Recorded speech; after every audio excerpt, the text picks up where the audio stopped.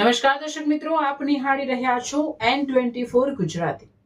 તો નજર કરીશું આજના મહત્વના સમાચાર પર। જંબુસર તાલુકાના કાનવા ગામે પવિત્ર ઈદ ઉલ ફિત્રનો તહેવાર ખૂબ જ શ્રદ્ધા, શાંતિ અને ભાઈચારા સાથે ઉજવાયો। ગામના ઈદગાહ મેદાનમાં વહેલી સવારથી જ મુસ્લિમ સમાજના લોકો મોટી સંખ્યામાં એકત્રિત થવા લાગ્યા હતા। સૌએ નવા કપડાં પહેરી ખુશીના માહોલ સાથે ઈદની નમાઝ અદા કરવા હાજરી આપી હતી। નક્કી કરાયેલા સમય મુજબ મૌલાના માર્ગદર્શન હેઠળ ઈદની વિશેષ નમાઝ અદા કરવામાં આવી હતી। નમાઝ દરમિયાન દેશની શાંતિ, સમાજમાં એકતા, સૌના આરોગ્ય અને સમૃદ્ધિ માટે ખાસ દુઆ કરવામાં આવી હતી। નમાઝ બાદ મુસ્લિમ ભાઈઓ એકબીજાને ગળે મળી ઈદ મુબારક કહી શુભેચ્છાઓ પાઠવી હતી, જેનાથી સમગ્ર વાતાવરણ આનંદમય બની ગયું હતું।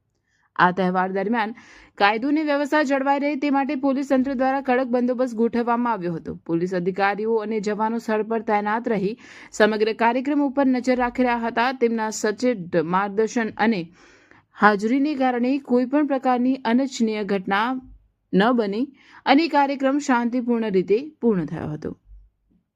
ગામમાં ઈદના પવિત્ર તહેવાર નિમિત્તે ખાસ ઉત્સાહ જોવા મળ્યો। નમાઝ બાદ લોકો પોતાના ઘરે જઈ મીઠાઈઓ અને પરંપરાગત વાનગીઓનો આનંદ માણ્યો હતો। નાના બાળકોમાં ખાસ કરીને ઈદને લઈને ભારે ઉત્સાહ જોવા મળ્યો હતો। કાનવા ગામમાં ઈદનો તહેવાર શાંતિ, સૌહાર્દ અને એકતાના સુંદર સંદેશ સાથે ઉજવાયો હતો, જે સમગ્ર સમાજ માટે પ્રેરણારૂપ બની રહ્યો છે। રમઝાનની ઈદ હોવાથી કાનવા ગામની અંદર ઈદ મનાવતા સદા શાંતિથી ખુતબો નમાઝ પડીને વ્યવસ્થિત રીતે પબ્લિક ઘરે પહોંચી ગઈ છે। કહાના ગામની અંદર કોઈ જાતની અમને કોઈ તકલીફ છે નથી ને નમાઝ પઢાવનારા અમારા બખ્તિયાર મૌલવી સાહેબ હતા, એમણે સારી રીતે નમાઝ પઢાવી બહુ સારી રીતે અમારી ઈદનો માહોલ બહુ સારો આગળ પડાયો છે। અસ્સલામુ અલૈકુમ। મારું નામ શરીફ ચૌહાણ છે।